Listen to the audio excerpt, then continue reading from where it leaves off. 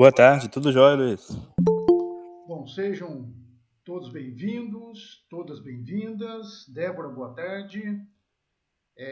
Iniciaremos agora o seminário de matemática aplicada da Unifei, em homenagem ao professor Sotomayor, intitulado Soto 80, em homenagem aos 80 anos que o professor Soto faria esse ano.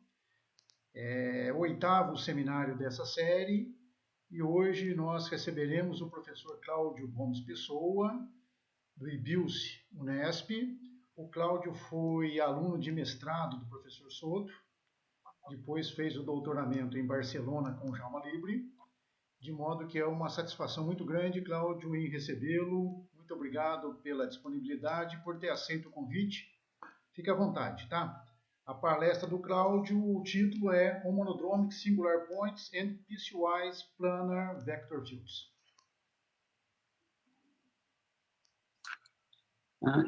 Já pode ver a minha tela? Está um pouquinho pequeno, mas estou vendo sim. Pequeno? Bem, eu gostaria de agradecer, então, ao Luiz o convite, né? Como ele disse, né? Eu fui aluno de mestrado do Soto. O Soto foi uma pessoa muito importante aí na minha vida, tanto acadêmica como pessoal. Foi através dele que eu fui parar em Barcelona, né, para fazer meu doutorado lá sobre a orientação do professor Libre. É uma pessoa muito importante que deixou bastante saudade. Então, assim, é um prazer aqui estar falando em homenagem a ele. Bem, o título da minha palestra, como o professor Luiz falou, né, vou falar sobre pontos monodrômicos, né, e campos de vetores analíticos por partes. Tá? Bem, primeiramente, né, o problema da finitude de ciclos limites, né, para campos analíticos, né, é conhecido como problema de Dulac, né, e tem um trabalho aqui do Dulac, né, onde ele prova, né, que um campo polinomial ele tem um número finito de ciclos limites, né, um campo polinomial fixo, né, sem variar os parâmetros, né. E, entretanto, essa prova do Dulac contém um erro, né, que foi descoberto mais tarde pelo Ilyashenko, né, que depois forneceu uma prova desse teorema. Tá? Tem uma prova aqui do Ilyashenko, aqui nessa referência, e tem uma prova também do Ekali, né? Os dois provaram a finitude do número de ciclos limites para campos de vetores polinomiais, e deram provas independentes e com técnicas diferentes também. Então, assim, o nosso objetivo é tentar estudar as singularidades monodrômicas, né, para campos de vetores suaves por partes, com o objetivo de responder alguma coisa sobre o problema de Dulac, né, a questão do número de ciclos limites, se existe uma vizinhança livre, né, dado um ponto singular monodrômico do campo de vetores suaves por partes, será que existe uma vizinhança livre de ciclos limites? Né? Essa seria o objetivo, né, da minha palestra hoje, né? Vamos ver o que a gente vai conseguir, né? Bem,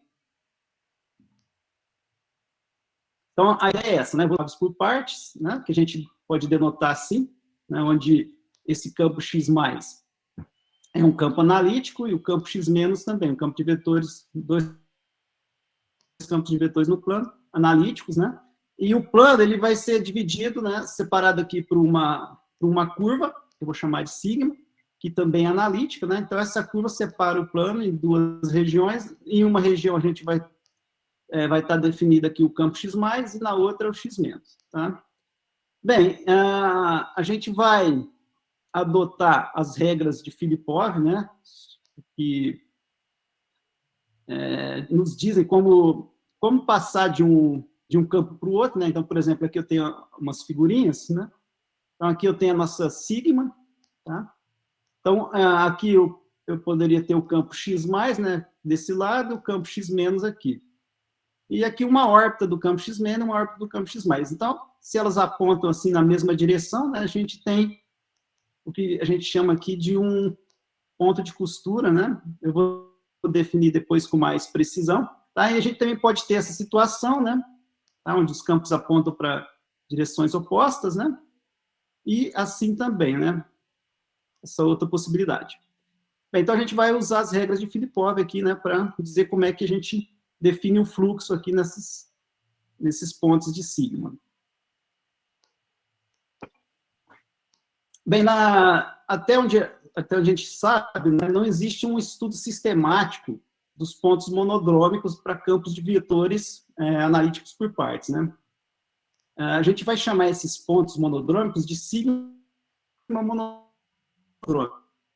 E a gente vai tentar dar uma definição formal, né, sobre o que seria um ponto sigma monodrômico, né, para campos de vetores suaves por partes, né?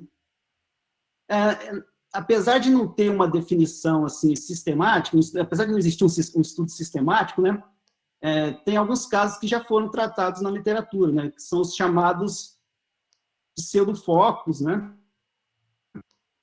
E, por exemplo, tem duas referências aqui, uma referência aqui que é um trabalho do Gazou, né, com o Kohl e o Proens, tá? Onde aqui eles fazem um estudo de certos tipos de pontos monodrômicos, tá? E o próprio livro do Filipov também trata, tem uma parte lá que trata um pouco dos pseudofocos. Então, basicamente, os trabalhos que são encontrados tratam de 3 tipos de singularidades monodrômicas. Uma delas é o que a gente chama de foco-foco, tá? Que é quando o campo x+, né, e o x-, eles têm uma singularidade, P, né? E os autovalores, né, associados, né, são complexos, né?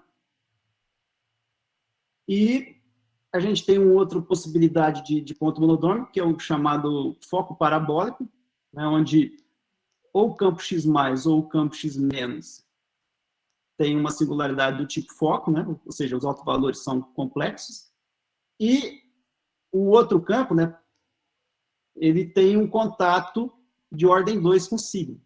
Tá? Por isso que a gente chama de foco parabólico, né? Então, a gente tem um ponto singular lá, um ponto singular P em sigma, na região de costura, desculpa, na região de descontinuidade, né? E, por um lado, ele é um ponto singular do tipo foco, para um dos campos, e, por outro lado, ele tem um contato parabólico, que a gente chama de um ponto de dobra, né? E a outra possibilidade aqui seria o dobra-dobra, né, o parabólico, né, onde os dois campos de vetores, o x+ e o x-, têm um contato de ordem 2 com a sigma no mesmo ponto P. Então, a gente pode formar uma singularidade monodrômica com essas 3 possibilidades. Né?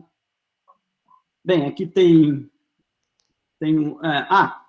antes da gente entrar mais profundo aqui nesse assunto, né?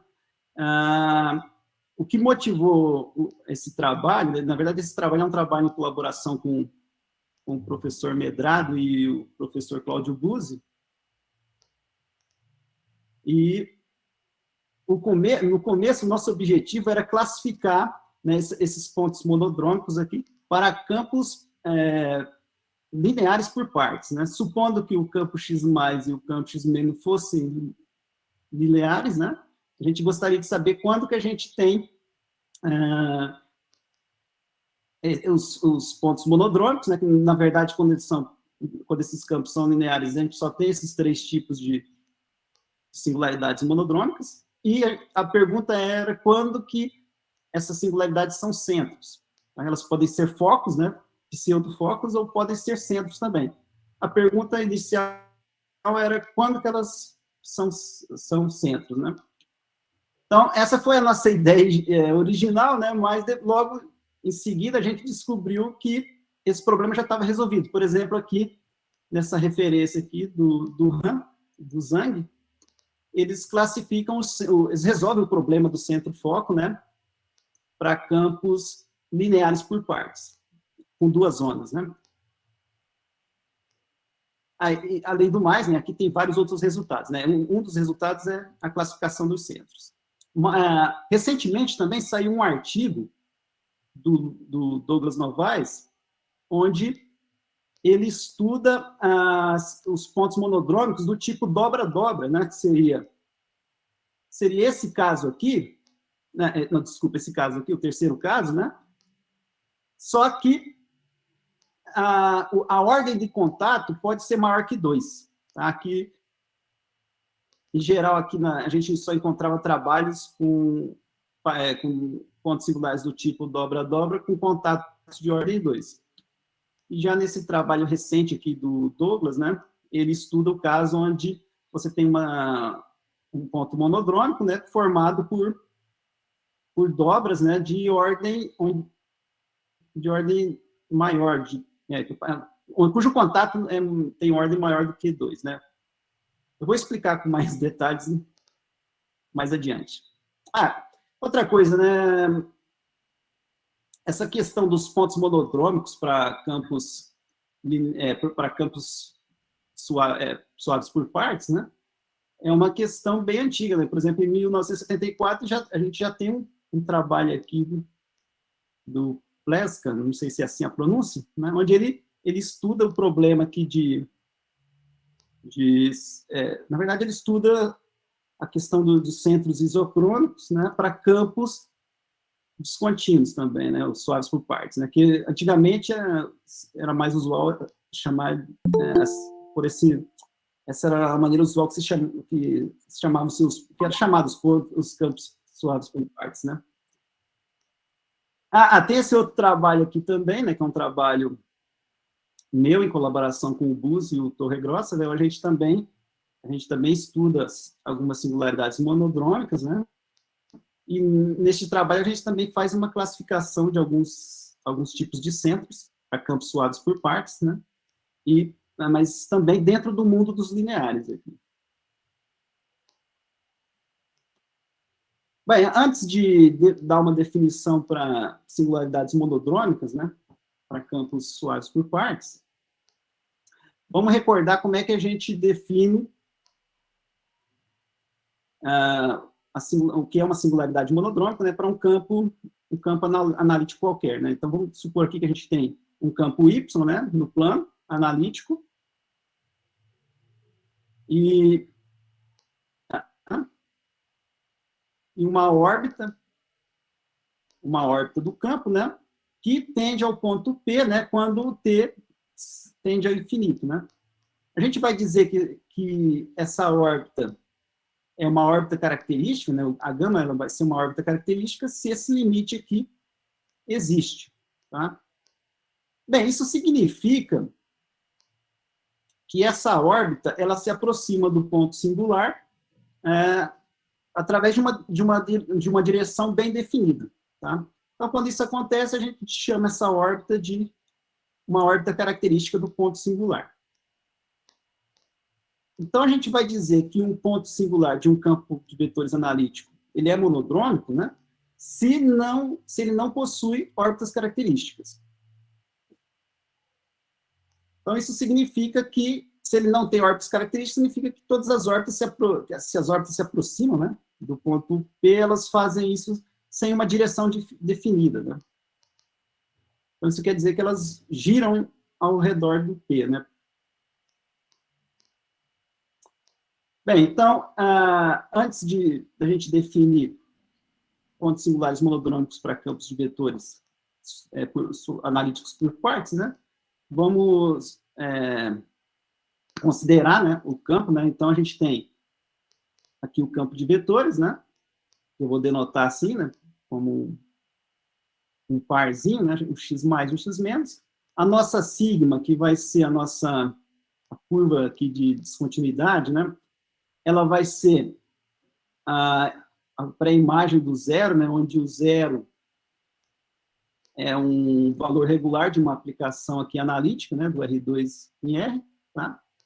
Então, essa sigma, ela divide, né, o plano em duas regiões, que é o sigma mais e o sigma menos, né? Ou seja, que são definidos aqui por essa equação, né? E a gente define nosso campo analítico por partes, né? Dessa forma. Então, ele é o x+, né? Nos pontos onde a f é maior ou igual a zero, e é o x- nos pontos onde ela é menor ou igual a zero. Então, nesse caso, a gente chama esse campo aqui de um campo analítico por partes. Bem, seguindo aqui a terminologia do Filipov, a gente vai definir algumas regiões em sigma, né? A gente tem as regiões de costura, que são caracterizadas por essa desigualdade, né?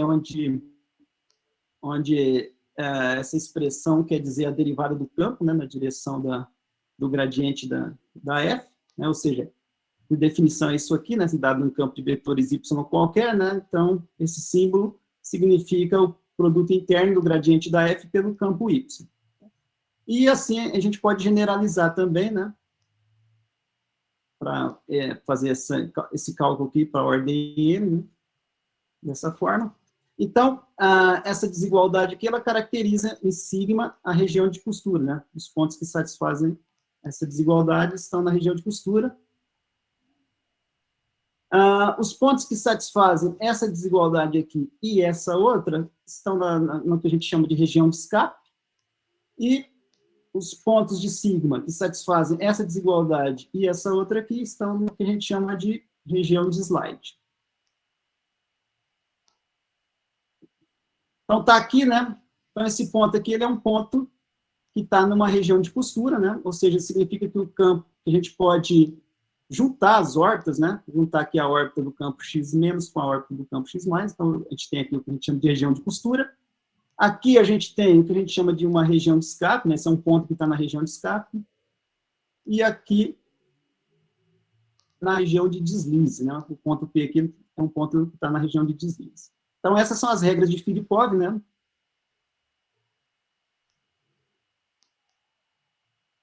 Bem, na região de escape e na região de deslize, a gente define a gente pode definir um campo de vetores que é chamado de campo de vetores de Filipov, que é definido da seguinte maneira, né? Dado um ponto aqui na região de deslize ou de escape, o campo de vetores definido desse ponto aqui é o vetor tangente a sigma, né? Que está contido no cone gerado pelo x mais de P e x menos de P, né? Então, isso me diz como é que a gente define o fluxo em cima de sigma, né, quando a gente tem a região de escape e de deslize. Ok? Então, na região de costura, o fluxo é simplesmente juntar as órbitas aqui. E na região de escape, a gente considera aqui um vetor tangente, né, para definir o fluxo, e aqui também. E seria o nosso campo de Filipov. Bem, a gente precisa disso para definir o que a gente chama de sigma ponto regular do campo de vetores suave por partes, né? Ou seja, dado um ponto em sigma, ele vai ser um ponto sigma regular, né? Se ele pertence à região de costura ou se ele pertence à região de escape. Desculpa, se ele pertence à região de costura ou se pertence à região de deslize ou escape, mas nesse ponto o campo de vetores de Filipov tem que ser diferente de zero. Isso seria o ponto sigma regular. Caso contrário, né, se no ponto P a gente não tem essas hipóteses, né, a gente diz que o P é um ponto singular. Bem, seguindo aqui esse trabalho aqui do Soto, né, e do Marco Antônio, né, a gente vai definir agora o que a gente chama de sigma sigma órbita fechada, né? Vamos definir o que seria uma sigma órbita fechada de costura. Tá? Então, o que seria essa órbita? Né? É uma curva fechada, né? De uma trajetória do campo x+, e de outra trajetória do campo x-, e de dois pontos, né? P1 e P2, né? Que são os pontos que você obtém com a interseção da órbita, da curva fechada com a sigma. Tá? E, além disso, a sigma tem que cruzar, desculpa, a gama tem que cruzar sigma transversalmente nesses pontos, né? Então, isso seria nada de costura.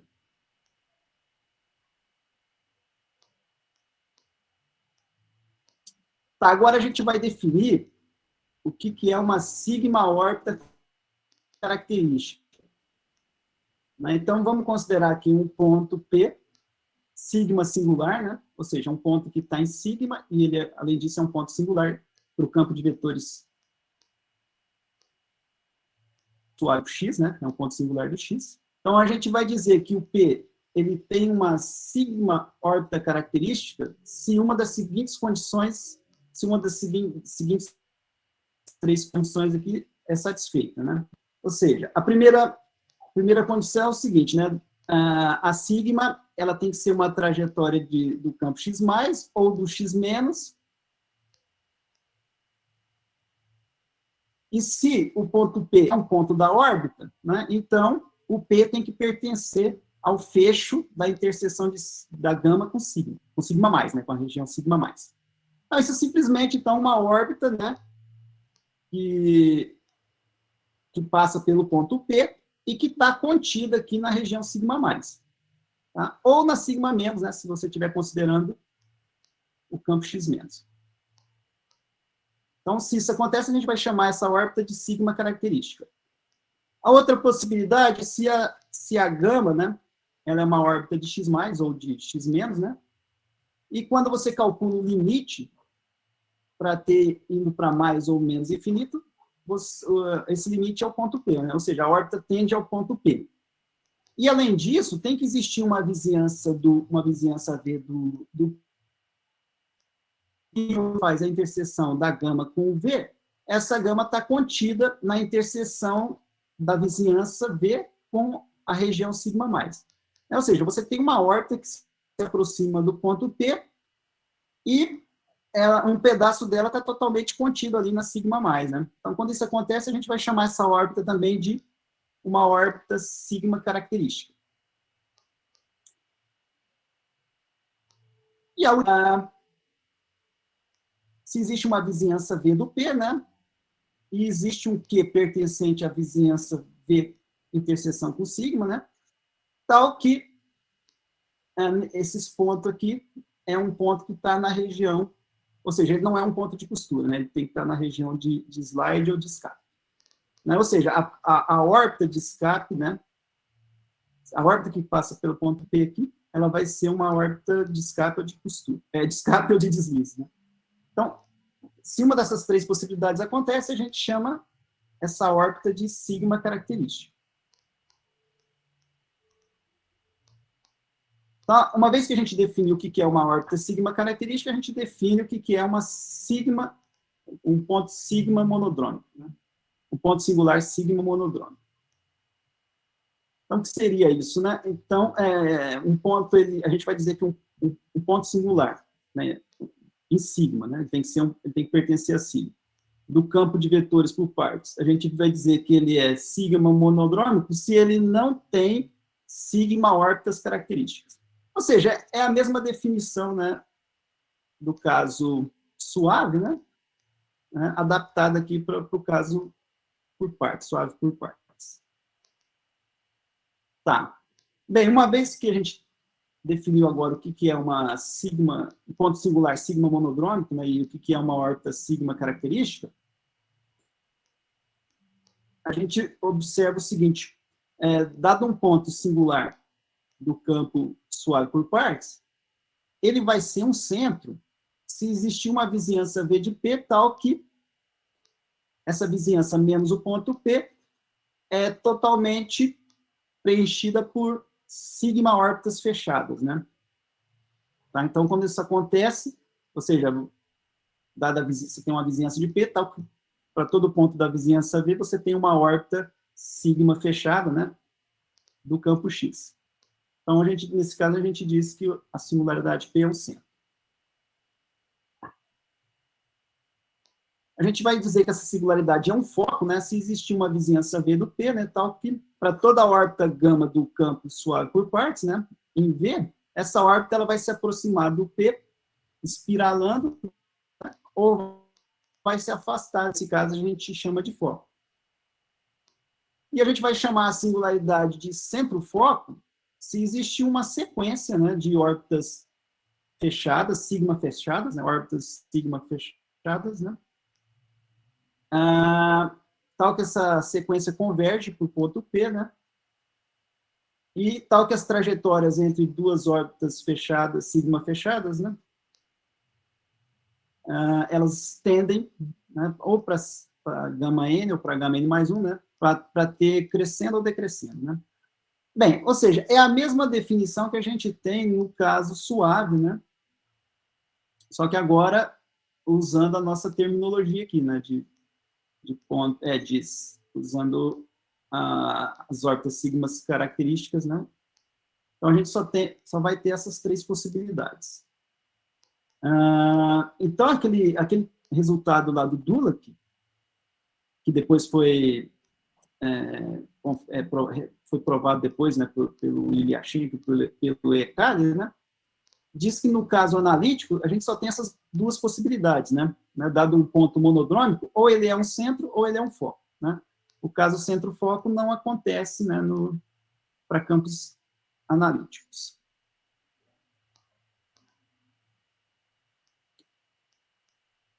Bem, vamos definir agora o que seria um ponto, uma dobra, né? Um ponto singular, dado um ponto singular aqui em cima, a gente vai dizer que ele é uma dobra do campo X, X mais ou X menos, de ordem N mais ou N menos, se acontece isso aqui, né? Se o campo é diferente, ou seja, se o ponto P não é um ponto singular, ele não pode ser um ponto singular, né? E se as derivadas aqui, né? As derivadas de Lie, né? Aqui, até a ordem n-1, são zero, mas a de ordem n, né? É diferente de zero. Ou seja, você tem, o campo tem um contato de ordem n, né? Com o ponto P de sigma, né? Então, a gente tem uma dobra de ordem n. Então, no caso do x+, eu vou chamar de, a ordem vai ser n+. No campo x-, a ordem é n-, né? E, além disso, a gente vai classificar essas dobras, né, como dobra visível, né, que seria, no caso, em que a gente tem essa desigualdade aqui, né, então,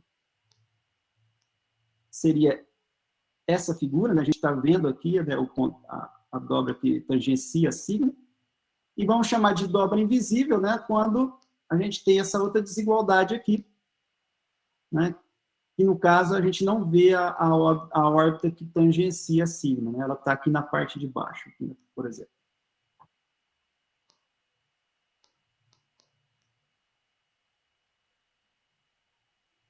Bem, então, usando a nossa definição de ponto singular monodrômico, né, a gente tem esse primeiro resultado aqui, ó. Vamos considerar aqui um ponto P singular, né, em sigma, né, ele é sigma singular, isolado, né, do campo suave por partes. Se o P for monodrômico, sigma monodrômico, né, então vai valer isso aqui, né, as derivadas de Lie aqui são nulas, tá? E vai existir uma vizinhança do P em sigma, tal que a gente tem essa desigualdade aqui. Ou seja, se o ponto ele é sigma monodrômico, em singular, né? Um ponto singular sigma monodrômico, então ele está numa região de costura, né? Tá? Ou seja, os pontos à direita e à esquerda deles são pontos de costura.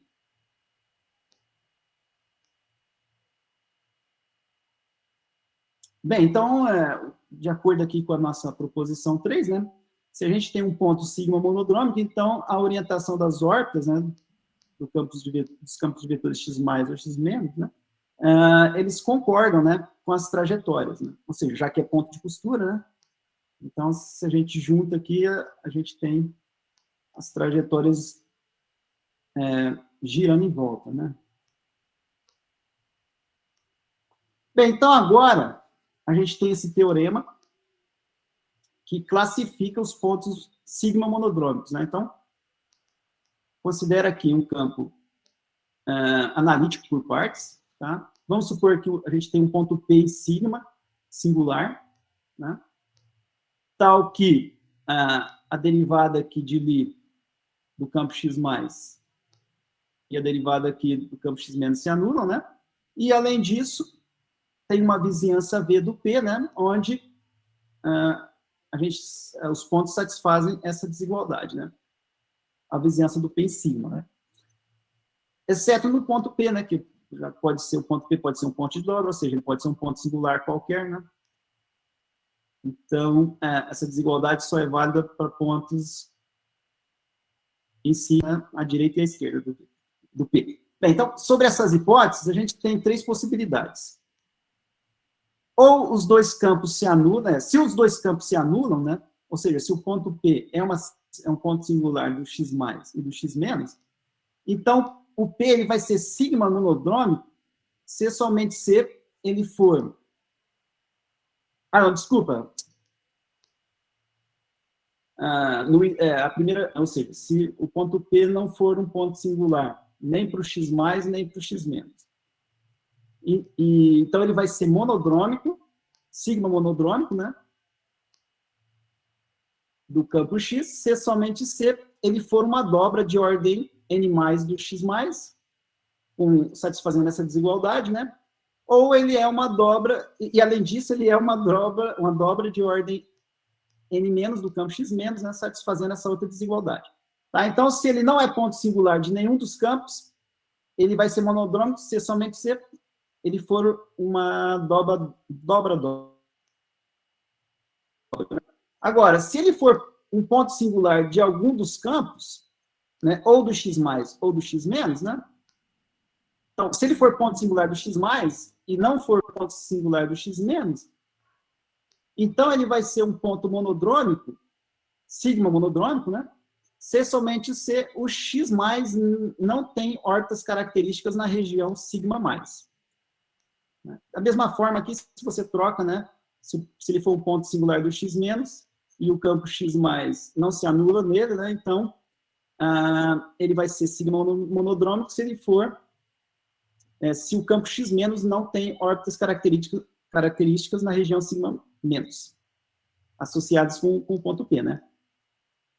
Então, nesse caso, o ponto P ele tem que ser uma dobra de ordem n, né, do campo x-. E vai ser uma dobra do campo x+, né, nesse outro caso, né? E, além disso, a gente vai satisfazer essa desigualdade aqui, né? Tanto aqui para o campo x-, né, nesse caso, como para o campo x+, nesse outro caso. Tá? E a última possibilidade é quando ele é um ponto singular dos dois campos, né? Então, se ele for um ponto singular dos dois campos, ele vai ser sigma monodrômico, né? Se somente se tanto o campo x+ como o campo x-, eles não podem ter órbitas características em sigma, né? Tá? Associado com P. Tá? Então, esse é o teorema que classifica, né, as singularidades monodrômicas. E, bem, agora a gente vai estudar a existência, né, de aplicações de Poincaré. Tá? Bem, então, a gente olhar para a figura, né? Então, a gente vai definir aqui a nossa aplicação de Poincaré, tá? Então, está aqui a nossa sigma. Então, você vai tomar uma vizinhança V, né? Uma certa vizinhança V, tá? Então, dado um ponto aqui Q mais na vizinhança V, você vai viajar pela órbita, né? Do campo X+, essa órbita sigma+, até retornar para o sigma, né? Se você tem... E depois, a partir do Q-, né? Que é o ponto aqui de chegada, né? Que seria o π+... Você viaja aqui com a órbita do campo X-, né? Para obter o retorno aqui, tá?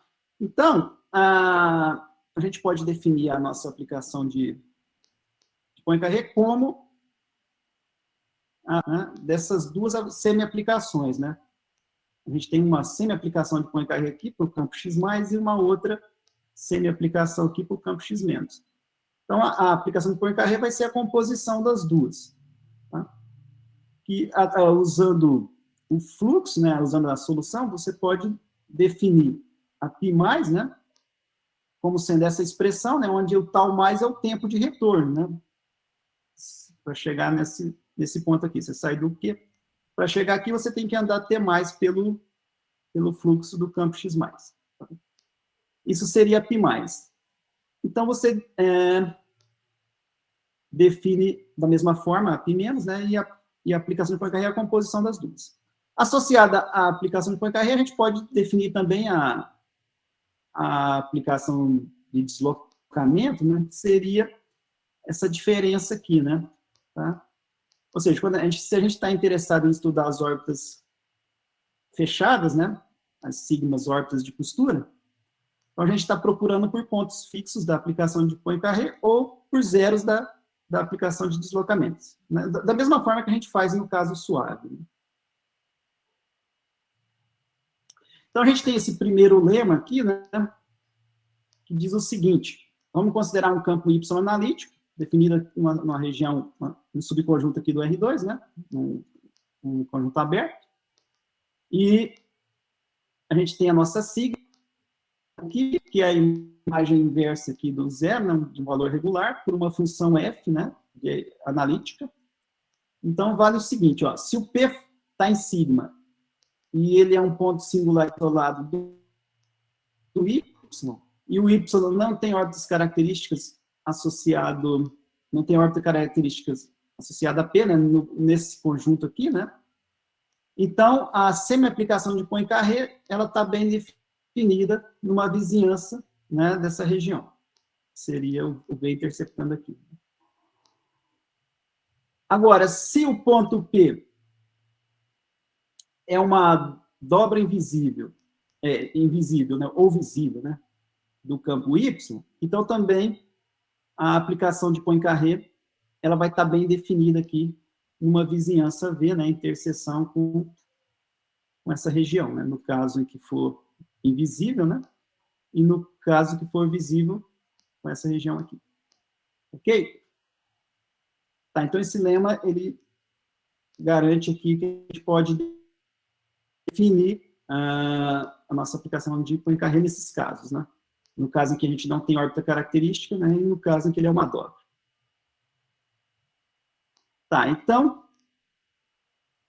esse próximo resultado, né, é o seguinte, né, então, dado um ponto singular, sigma singular, né, ou seja, um ponto em sigma, que é um ponto singular do campo suave por partes. Se ele for sigma monodrômico, então, a aplicação de Poincaré, ela está bem definida. Então, ele é um ponto sigma monodrômico, né, segundo a nossa definição. Tá? E, nesse caso, a gente tem a aplicação de Poincaré bem definida. Tá? Assim, esses resultados estão demonstrados aí no nosso pré-print, né? Ele já está disponível lá no archive, a gente submeteu, está esperando, né? Já está submetido, mas ele já está disponível no archive, tem as provas aqui desses resultados, né? Aqui na palestra eu não vou discutir essas provas, né? E, a meu ver, é um pouco mais interessante, que é a parte da analiticidade das aplicações de Poincaré.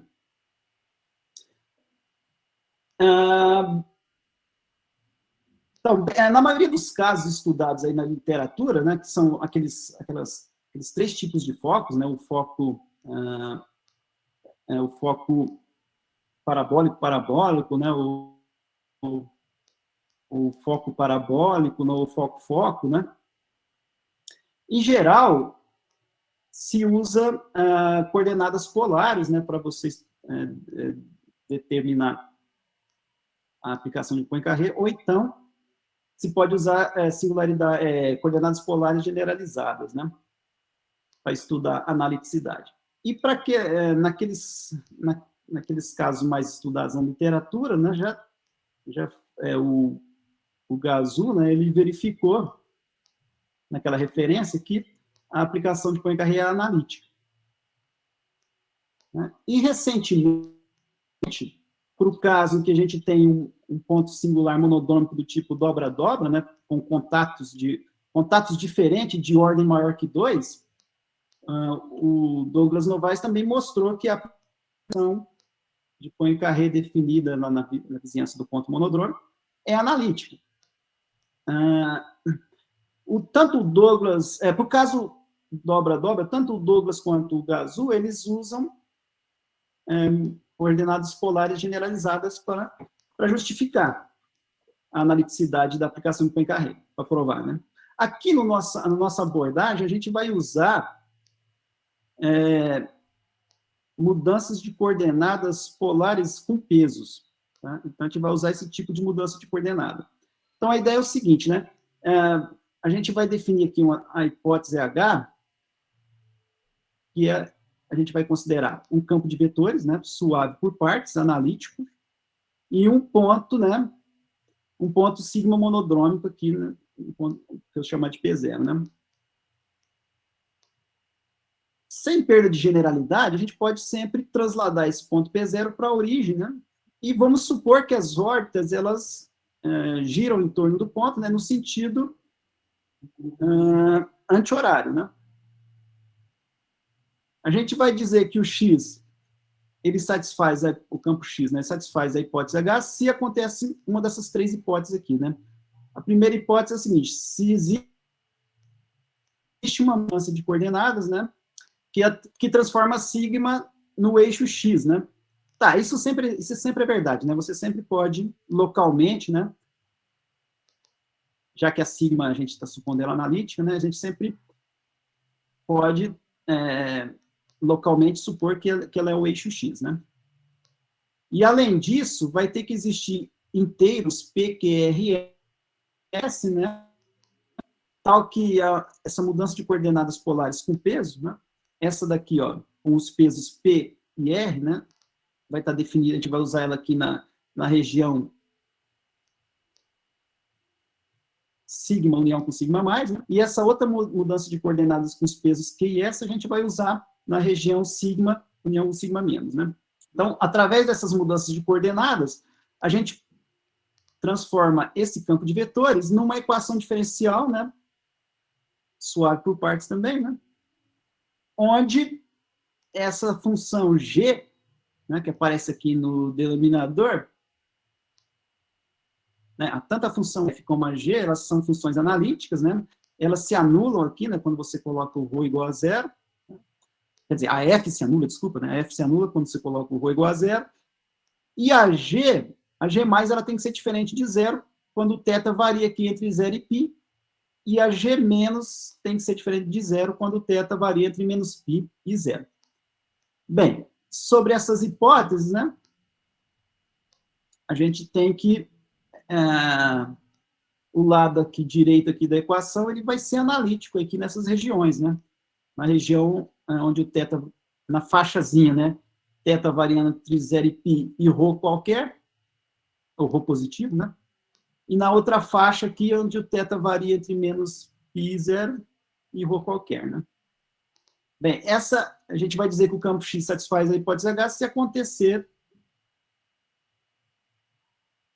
se ele satisfaz esses itens aqui. Então, essa é a hipótese H. Bem, a grande dificuldade aqui em estudar as equações, os pontos sigma monodrômicos é você realmente encontrar mudanças de variáveis, né, que transforme aqui o campo, né, numa equação onde você tem o lado aqui analítico, né, o lado direito, uma equação diferencial aqui onde o lado direito é analítico, né. Então, quando você trabalha com coordenadas polares, né, onde os pesos aqui tudo são iguais a 1, essa dificuldade não é tão visível, né? Mas quando você precisa usar pesos, né, então a coisa complica um pouquinho.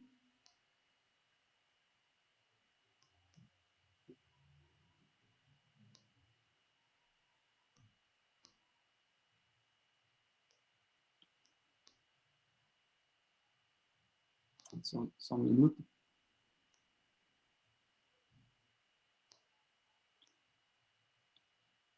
Bem, primeiro resultado aqui, se a gente tem um campo de vetores analítico por partes, né? E a nossa sigma também, né? Vai ser uma curva analítica, né? E o zero, desculpa, e você tem um ponto singular, né? Sigma singular, do tipo dobra-dobra, né? Onde é uma dobra de ordem n mais para o campo x mais e de ordem n menos para o campo x menos, né? Satisfazendo essas desigualdades, né? Para você ter o ponto monodrômico, né? Então, o x satisfaz a hipótese H. Tá? Então, no caso em que você tem duas dobras, né, que formam uma singularidade monodrômica, e o contato delas com a sigma dos campos com a sigma pode ser qualquer ordem, né? Então, o campo satisfaz a hipótese H e a gente vai conseguir verificar que a aplicação de Poincaré é analítica nesse caso. Como eu disse aqui, recentemente o Douglas verificou isso também, verificou essa proposição, mas usando as coordenadas polares generalizadas. Quando a gente provou esse resultado, a gente não conhecia o trabalho do Douglas, tá? Então a gente também fez isso aqui independentemente dele. E o próximo resultado, se a gente tem um campo de vetores analítico por partes, né? E a gente tem um ponto singular do tipo dobra também. Acho que falta um pedaço aqui. Faltou um pedaço aqui da proposição, mas na verdade é o seguinte: se a gente tem um ponto singular do tipo dobra e para o campo x mais ou x menos, e ao mesmo tempo o P for um ponto singular com autovalores complexos, né? Então, o campo X também satisfaz a hipótese H. Tá? E o teorema aqui, principal do artigo seria esse aqui, né? Que a gente tem um campo de vetores analítico, né, por partes. E esse campo de vetores, ele satisfaz a hipótese H, né? Ou seja, ele tem lá um ponto sigma monodrômico, né? E você pode fazer aquelas mudanças de coordenadas polares com pesos, né? De maneira a obter uma equação diferencial que vai ser analítica ali, né? Naquelas faixazinhas, né? Ou seja, o X satisfaz a hipótese H, né? Então, nessas coordenadas, né? A aplicação de deslocamento, né? Ela é analítica. Bem, a prova,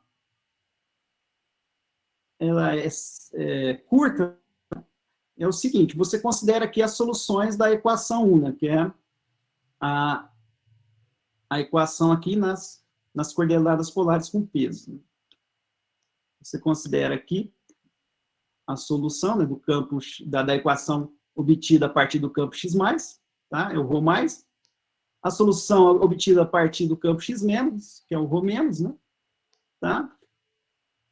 E essa função aqui, né, a função g+, que aparece aqui embaixo no denominador, a g+ e a g-, né, elas não se anulam, né,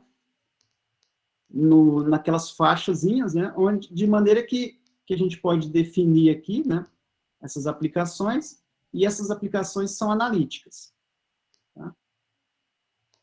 Bem, então, a questão é o seguinte: dado um ponto aqui em sigma, né, esse ponto, ele vai ter coordenadas aqui, ρ0, ρ, e ρ1, ρ0, né, que são as coordenadas do ponto ali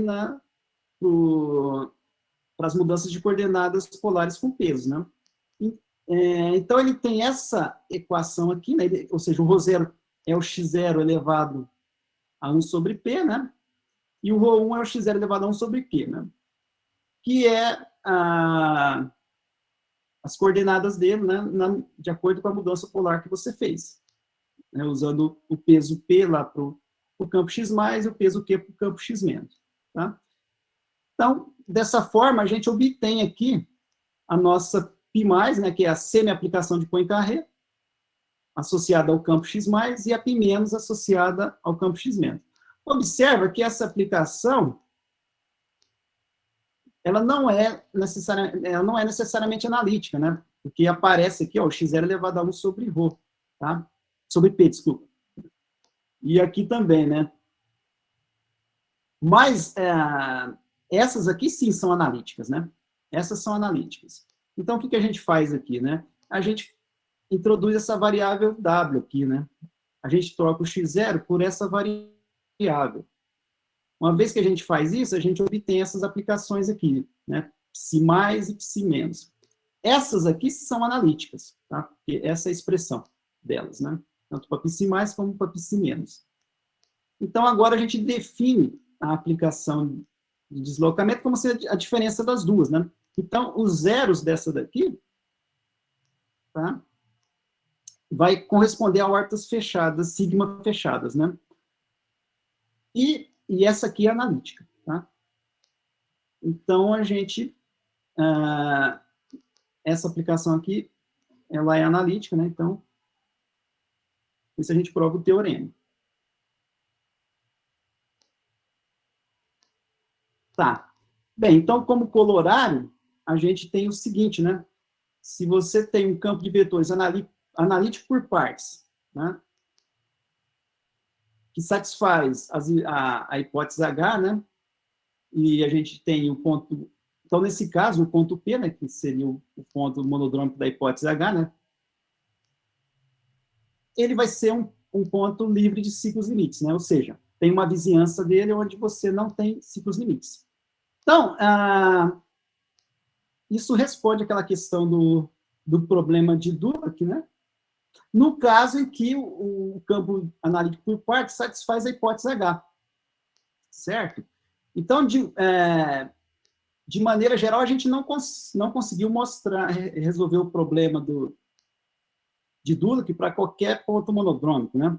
Então, ou seja, se a gente tem um ponto sigma monodrômico, a gente não sabe dizer se ele tem uma vizinhança livre de ciclos limites ou não. A não ser nos casos em que o campo analítico por partes satisfaz a hipótese H. Que é, por exemplo, no caso que você tem singularidades do tipo...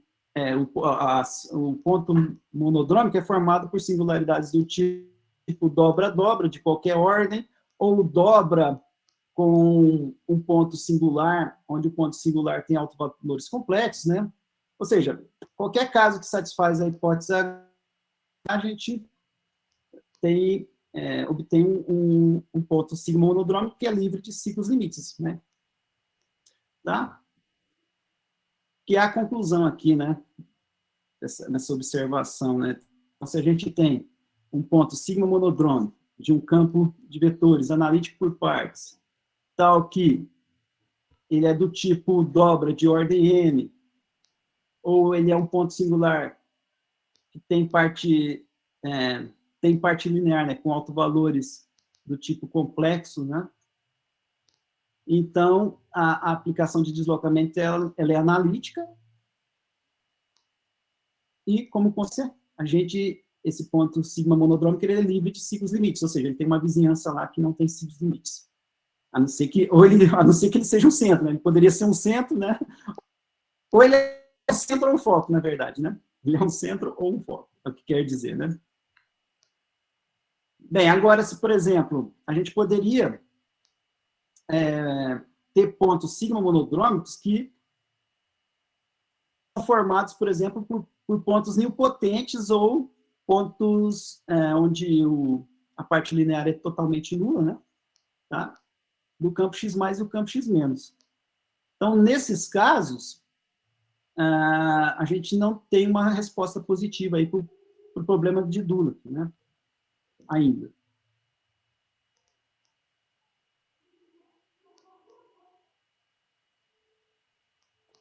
Bem, então, vamos fazer algumas aplicações. Então, a gente pode estudar o problema aqui do centro-foco, né, para essas singularidades sigma monodrômicas, né? Então, aqui a gente pode fazer uma expansão da aplicação das semi-aplicações de Poincaré usando coordenadas polares com pesos, né? Então, aqui a gente tem uma expansão. Bem, as coordenadas polares com peso, elas não são muito boas para fazer essas expansões, porque você cai em algumas integrais que você, quando geralmente estuda pontos monodrômicos, eles usam as mudanças de coordenadas polares generalizadas, né? Que parece que, aparentemente, é mais fácil de calcular as integrais, que envolve no cálculo aqui desses U's aqui, né? Esses U's são expansões, né? Das soluções daquela equação aqui, da equação em coordenadas, nas coordenadas polares, né? Associada aos campos de vetores. Bem, então, por exemplo, aqui tem um caso onde a gente conseguiu estudar, que é um caso em que a gente tem um ponto monodrômico formado aqui por uma cúspide e uma dobra. Tá? Então, a gente tem aqui o campo X+, ele tem uma cúspide na origem, e o campo X- é uma dobra. Né? Então, se a gente vê aqui está a figurinha, né? Então, aqui é o retrato de fase do campo X+, aqui é o retrato de fase do campo X-. Então, quando a gente junta os dois, né, a gente tem uma singularidade monodrômica, que pode, né, poderia ser um foco, né, ou poderia ser um centro, né. Então, na verdade, o que vai acontecer são esses três retratos de fase aqui, né.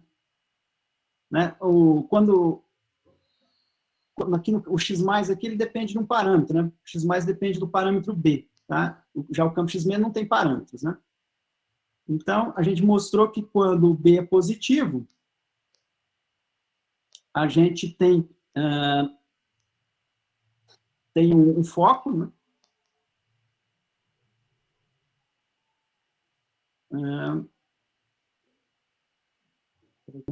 A gente tem um foco estável, né? Quando o B é negativo, tem um centro quando o B é zero. E tem um foco instável quando o B é maior que zero. Tá? Então, a ideia para provar, para mostrar que os retratos de fase são assim, né, para esses valores do parâmetro B, é fazer expansões aqui, né? Você tem aqui os campos de vetores, você passa ele para coordenar, apesar que esse campo de vetores você pode calcular a semi-aplicação de Poincaré diretamente obtendo a solução do campo, né? Que é o que a gente fez aqui, né? Então, a gente calcula a solução, né? E tem uma expressão explícita, e você obtém aqui a aplicação de Poincaré, a semi-aplicação, né, de Poincaré para o campo X-, né? É dado por essa expressão. Já para o campo X+, você vai ter que introduzir essas coordenadas polares com peso. Né? A gente introduz essas coordenadas com peso. Nessas coordenadas, o campo fica assim. Aí você passa para uma equação, né? Passa o campo para uma equação, né? Nas variáveis ρ, θ, né? Expande ela, né?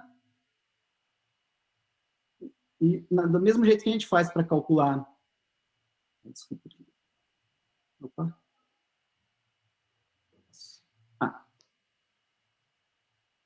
Isso, então a gente consegue fazer expande aqui a solução, supõe que a solução tem essa cara, substitui na equação diferencial, descobre quem que é o 1 e o 2, né?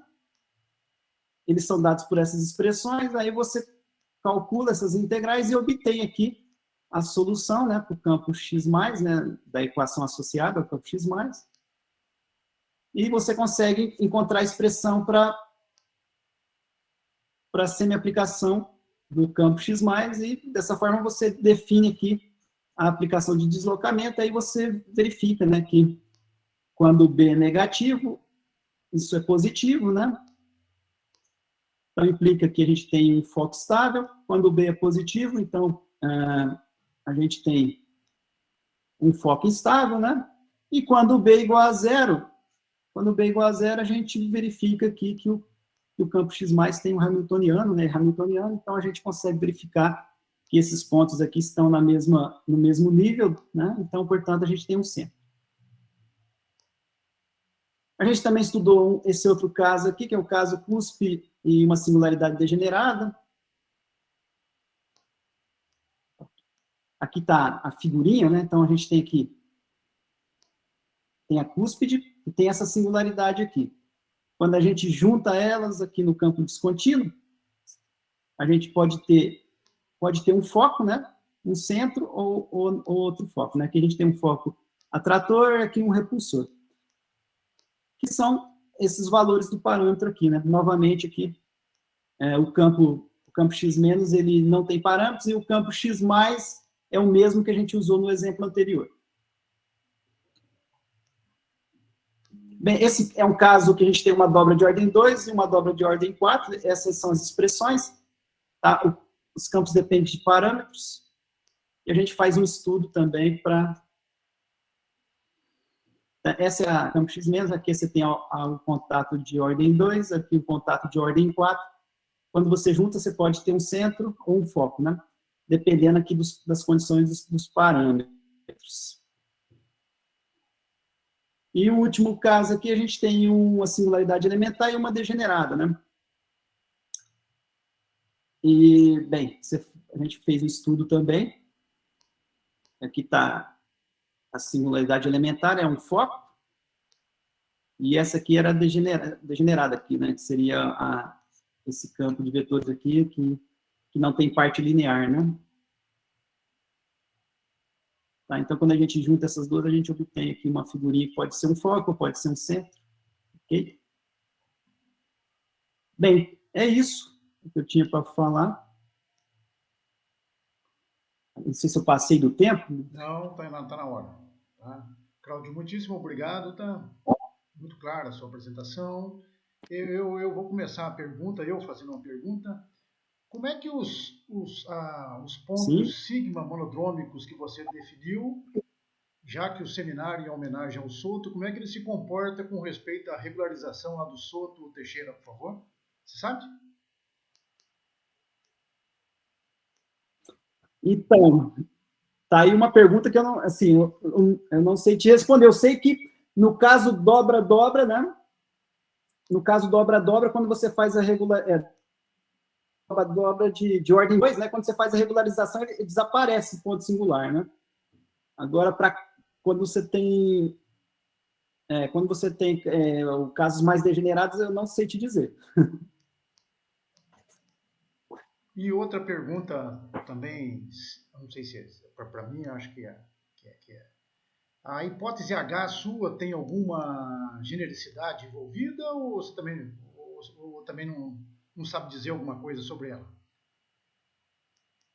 Então, a grande dificuldade é que, bem, a ideia seria essa, né, de você passar o campo para coordenadas polares com peso ou coordenadas polares generalizadas, né, e associar o campo àquela equação diferencial, né, para você estudar lá os coeficientes de Lyapunov, toda aquela história que a gente conhece do caso suave, né? Mas a questão é que, para fazer isso, você precisa colocar os dois campos em uma forma que você possa trabalhar, né? Então,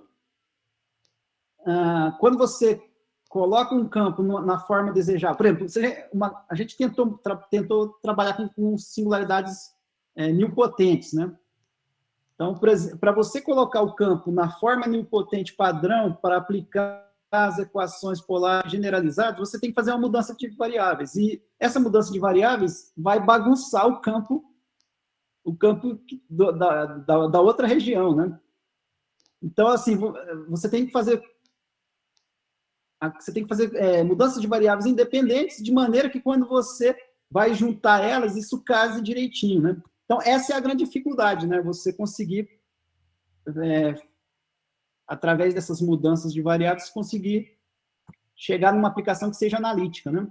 Então, assim, o caso que a gente com certeza afirma que é analítico é aquele caso que satisfaz a hipótese H, tá?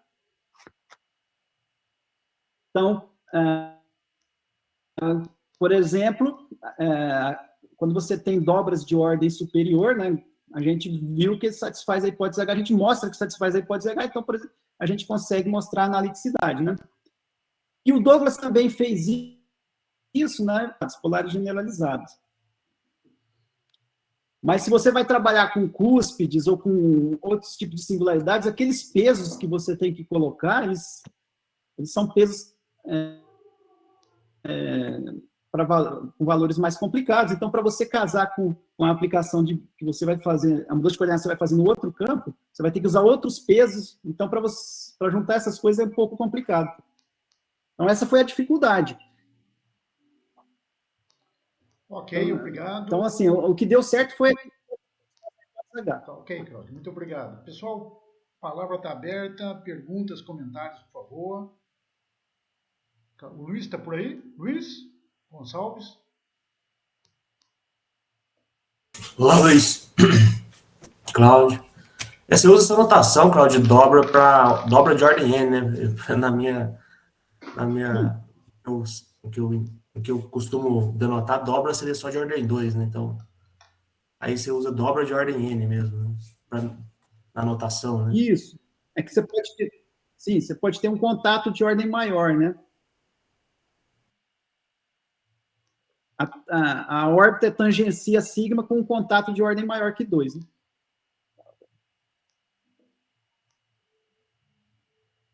Ok, comentários, por favor. Perguntas? Não sei se o Denis está por aí. Denis está por aí? Sim. Não tem pergunta, não. Só queria agradecer ao professor Cláudio. Muito boa a palestra. Eu que agradeço. Coincidência ou não, Cláudio, a gente estava conversando essa semana, o Denis, na minha sala, perguntando sobre a regularidade da aplicação de primeiro retorno. Sim, isso é um problema muito interessante, né? Mais algum comentário? Na verdade... Pode falar, Cláudio.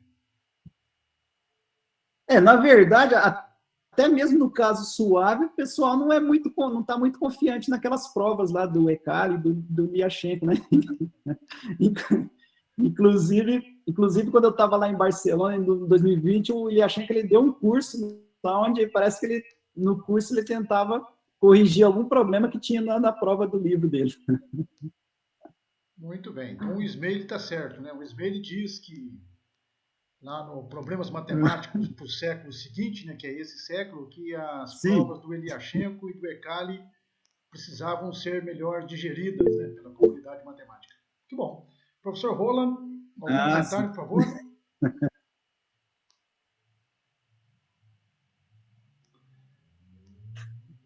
Muito bem, já que não temos comentário, muito obrigado, Cláudio, muito obrigado os colegas pela participação. Aviso que na semana que vem teremos a 9ª palestra do seminário em homenagem ao professor Soto, e a palestra será proferida pelo professor Mário Jorge, da UFMG. Eu enviarei a notificação, né, o aviso, o convite para o próximo seminário. Cláudio, muito obrigado novamente, um abraço. Tá? Muito obrigado. Um abraço a todos.